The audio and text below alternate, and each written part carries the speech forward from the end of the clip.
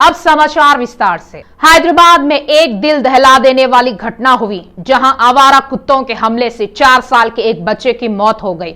बच्चे ने कुत्तों के हमले से बचने की नाकाम कोशिश की, लेकिन कोई फायदा नहीं हुआ। जैसे ही कुत्तों ने उस पर अचानक हमला किया, वह असहाय अवस्था में मौत से लड़ गया और आखिरकार हार गया। सत्तारूढ़ बीआरएस ने राज्य में आगामी विधान परिषद चुनाव में एमआईएम को समर्थन देने की घोषणा की है। सीएम केसीआर ने सहयोगी एमआईएम पार्टी के अनुरोध पर यह फैसला लिया है। केंद्रीय मंत्री किशन रेड्डी ने काचीगुड़ा हैदराबाद क्षेत्र का दौरा किया। केंद्रीय मंत्री किशन रेड्डी ने विभिन्न मैदानों का दौरा किया, जहां खेल उत्सव के हिस्से के रूप में खेल आयोजित किए जा रहे हैं, और एथलीटों से हाथ मिलाया और उन्हें बधाई दी। केंद्रीय मंत्री किशन रेड्डी ने काचीगुड़ा जूनियर कॉलेज मैदान में कबड्डी और खो खो खिलाड़ियों से बातचीत की। बाद में केंद्रीय मंत्री किशन रेड्डी ने अंबरपेट म्युनिसिपल ग्राउंड में हो रहे क्रिकेट मैच में टॉस फेंका। कुछ देर उनके साथ क्रिकेट खेले। बाद में संबंधित टीमों को क्रिकेट किट दिए गए। टीपीसीसी अध्यक्ष रेवंत रेड्डी और वरिष्ठ नेताओं ने यूथ कांग्रेस नेता पवन से मुलाकात की, जिन्हें कल बीआरएस नेताओं ने हनमकोंडा के अस्पताल में गंभीर रूप से घायल कर दिया था। बेटे की हालत देख पवन की मां की आंखों से आंसू छलक पड़े। टीपीसीसी अध्यक्ष रेवंत रेड्डी ने पवन की मां को सांत्वना दिया। रेवंत ने डॉक्टरों से पवन के स्वास्थ्य के बारे में पूछा। रेवंत रेड्डी ने बेहतर इलाज के लिए हैदराबाद जुबली हिल्स अपोलो अस्पताल जाने का सुझाव दिया। टीपीसीसी के अध्यक्ष रेवंत रेड्डी ने आरोप लगाया है कि पिछले 9 साल से संयुक्त वरंगल जिले में बीआरएस के गुंडों का राज चल रहा है। उन्होंने कहा है कि विधायक विनय भास्कर के समर्थक नशे में धुत होकर अराजक तत्व कर रहे हैं। उन्होंने कहा, अवैध कमाई के लिए बीआरएस नेता जमीन, बालू, खदान और दुष्कर्म के प्रयास में भी शामिल है। उन्होंने कहा, विधायक के समर्थकों ने पवन को मारने की कोशिश की। उन्होंने कहा, गंभीर रूप से घायल पवन बाल बाल बच गए हैं। वरंगल की मिट्टी पर इस तरह के हमले करना बुराई को बढ़ावा देना है। उन्होंने आरोप लगाया, राजनीतिक दबाव के कारण पुलिस अपना कर्तव्य नहीं निभा रही है। पवन ने कहा, विधायक के आदेश पर समर्थकों ने उन पर हमला किया। पुलिस स्थानीय विधायक के समर्थकों की सुरक्षा कर रही है, जिन्हें गिरफ्तार किया जाना चाहिए। वरंगल सीपी से विधायक विनय भास्कर और उनके समर्थकों के खिलाफ हत्या के प्रयास का मामला दर्ज किया जाना चाहिए और गिरफ्तार किया जाना चाहिए। Penang road show to India कार्यक्रम हैदराबाद में शुरू हुआ है। पर्यटकों को आकर्षित करने के लिए Penang road show to India कार्यक्रम मलेशियाई राज्य पेनांग के नेताओं और अधिकारियों द्वारा शहर के एक होटल में आयोजित किया गया।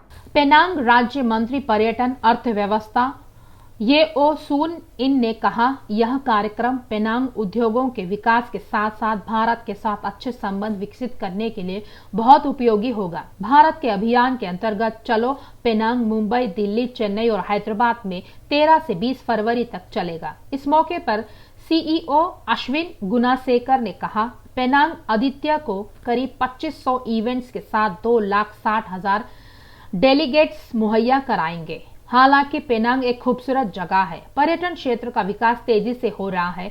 भारतीय पर्यटकों के माध्यम से 1 अरब मलेशियाई रिंगिट्स आय होगी। Actually, we are initiating a lot of smart city. We are very proud of, because in Penang we're a small island, but then we are going for digital government and e-government, and e-government and digital government. A lot of your technology is being used, and they are also promoting the systems, and we are looking into how to promote the e-government and digital government that is being done in Hyderabad, to see how we can implement it in Penang State. So the state government is also looking at partnerships with various countries. One of the countries that we are looking at is, and I think during using the IT services, and you're fully digital. So we hope we can have more companies coming to Penang to promote your technology and services. And we are also looking at talents. Penang is actually very hungry for IT talents. The multinational companies are looking for talents from all over abroad, and I understand India has the best talents in terms of IT. So we hope to see more engineers, IT specialists from Hyderabad to be there in Penang to actually develop all the systems so that we can actually grow. Indian cuisine is available in Penang. Secondly, Penang is also a UNESCO World Heritage City. It's the town of the Georgetown. It is the city center which has been awarded as a UNESCO World Heritage City. So usually when you go through certain destinations, you have a particular UNESCO World Heritage site or a particular UNESCO World Heritage product. But the entire Georgetown is a gazetted UNESCO World Heritage City. So number one, history and culture is being preserved, you can experience. Thirdly is nature. So we've got the hills, we've got the natures, we've got national parks, and the Penang Hill, which houses the habitat, it has the oldest rainforest in the world, and it is also gazetted as under the UNESCO Biosphere. So that is a great award for this destination as well. So again, if you are into eco, nature, that is a place to visit. Other than that, Penang is filled with festivals. So usually the question is, when is the best time to visit Penang? Month to visit Penang. It all depends on which festival you would like to experience. So various cultures, various festivals, the island is always very lively. Now besides the island, we also have a portion of mainland Penang. Is connected by 2 bridges. Sanathnagar police station में एक पुस्तकालय स्थापित किया गया है। Cyberabad CP Stephen Ravindra ने एक छोटी बच्ची की गुहार का जवाब दिया। इसके साथ ही पुलिस स्टेशन में पुस्तकालय की स्थापना की गई। इतना ही नहीं, बच्चे की अपील से पुस्तकालय खुल गया। सीपी स्टीफन रविंद्र ने ट्विटर के जरिए खुलासा किया, यह लाइब्रेरी सभी के लिए सुलभ होगी। उम्मीद है कि यह कई लोगों के जीवन को बदलने में मदद करेगा। साइबराबाद सीपी स्टीफन रविंद्र को पिछले साल 31 दिसंबर को एक पत्र मिला था। हैदराबाद पब्लिक स्कूल बेगमपेट में 6ठी कक्षा की 11 वर्षीय छात्रा करिश्मा सतीश ने सनतनगर पुलिस स्टेशन में एक पुस्तकालय स्थापित करने का अनुरोध किया। इससे पहले यानी जुलाई 2021 में उन्होंने कहा उन्हें MNJ कैंसर अस्पताल में एक लाइब्रेरी शुरू करने का मौका मिला है। साथ ही सनतनगर पुलिस स्टेशन में भी लाइब्रेरी बनाने की बात कही है। इस पत्र का जवाब देते हुए सीपी स्टीफन रविंद्र ने ट्विटर के जरिए अपनी राय रखी।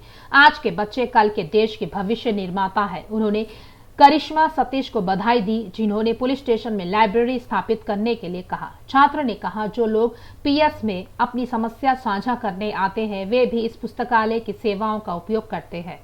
तेलंगाना में सत्ता की ओर बढ़ रही बीजेपी ने अपनी गतिविधियां तेज कर दी है। पार्टी को स्थगित रूप से मजबूत करने के साथ ही नेता KCR सरकार की नाकामियों को जमीनी स्तर पर ले जाने के एजेंडे के तौर पर आगे बढ़ा रहे हैं। इसके हिस्से के रूप में प्रजा गोसा बीजेपी भरोसा कार्यक्रम के अंतर्गत 11,000 रोड शो शुरू की गई है। सरकार ने रणनीतिक सड़क विकास कार्यक्रम के अंतर्गत ग्रेटर में बनी सड़कों, फ्लाईओवरों और अंडरपासों के उपयोग पर सर्वेक्षण कराने का फैसला किया है। GHMC इस सर्वेक्षण की जिम्मेदारी वरंगल NIT को सौंपने के लिए पूरी तरह तैयार है। GHMC के अधिकारी मार्च में सर्वे शुरू करने का काम कर रहे हैं। हैदराबाद शहीनाथगंज पुलिस स्टेशन की सीमा में गजानन नाम के व्यक्ति पर हमला किया गया।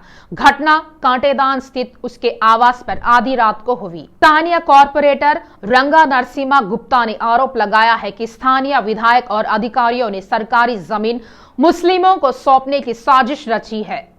कॉर्पोरेटर रंगा नरसिम्हा गुप्ता ने कहा है कि फल बाजार स्थल पर बन रहे टीम्स अस्पताल को अलग थलग कर दिया जाएगा और इसके लिए वे किसी भी हद तक संघर्ष करेंगे। कॉर्पोरेटर ने कहा, मुख्यमंत्री KCR ने स्वास्थ्य विभाग के टीम्स अस्पताल के निर्माण के लिए फल बाजार की जगह सौंपी थी। उन्होंने कहा, साइट की निगरानी के बिना 1.5 एकड़ जमीन मुसलमानों को सौंपने की साजिश चल रही है। अधिकारियों से पन्नी से बने अवैध विभाजन को तुरंत हटाने और सरकारी स्थान की सुरक्षा करने को कहा। अगर ऐसा नहीं किया जाता है तो उन्होंने चेतावनी दी है कि वे भाजपा के नेतृत्व में बड़े पैमाने पर आंदोलन करेंगे। भूमि पीड़ितों ने LB नगर में बैठक की।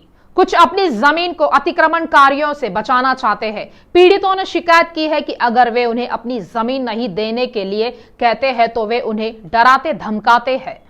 पीड़ित एल्लैया यादव व साई यादव ने कहा, रंगारेड्डी जिले के बालापुर गांव में सर्वे संख्या 144 व 145 की कुल 300 48 एकड़ जमीन में 13 भूस्वामी है। आरोप है कि कुछ बड़ी राजनीतिक हस्तियां उन पर नजर रख रही है और फर्जी दस्तावेज तैयार कर रही है। पीड़ितों ने अतिक्रमणकारियों से सुरक्षा की गुहार लगाई है। पीड़ितों का आरोप है कि वे उनकी जमीन पर आकर उन्हें परेशान कर रहे हैं। उन्होंने कहा, इस मामले पर सीएम केसीआर, मंत्री केटीआर और संबंधित अधिकारियों से राय ली गई है। पीड़ितों ने कहा उनसे उनकी जान को खतरा है और उन्होंने न्याय की मांग की है। संगारेड्डी जिले में एक भीषण आग हादसा हो गया।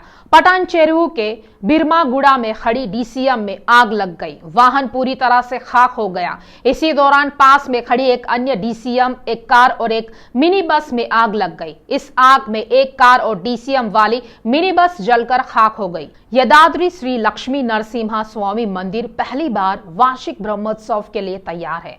आज अखिलांडा कोटि ब्रह्मांड नायक का ब्रह्मोत्सव शास्त्रोक्त रूप से स्वासित वचन के साथ शुरू हुआ और अगले महीने की 3 तारीख को अष्टोत्तर शतघाता अभिषेक पूजा के साथ समाप्त होगा। सरकार ने वार्षिक ब्रह्मोत्सव के लिए 1.5 करोड़ रुपए का बजट आवंटित किया है। महेश कुमार गौड़ ने दलित विधायक सायन्ना को मौत के मुंह में झोंकने के लिए बीआरएस सरकार पर हमला बोला। बीआरएस सरकार के मन में दलितों के लिए कोई सम्मान नहीं है। उन्होंने पूछा कि क्या 5 बार विधायक रहे दलित व्यक्ति को सम्मान किया जाना चाहिए। महेश कुमार ने पूछा, अगर ऐसे व्यक्ति की मृत्यु हो जाती है तो क्या यह सरकार की जिम्मेदारी नहीं है कि वह औपचारिक अंतिम संस्कार करे।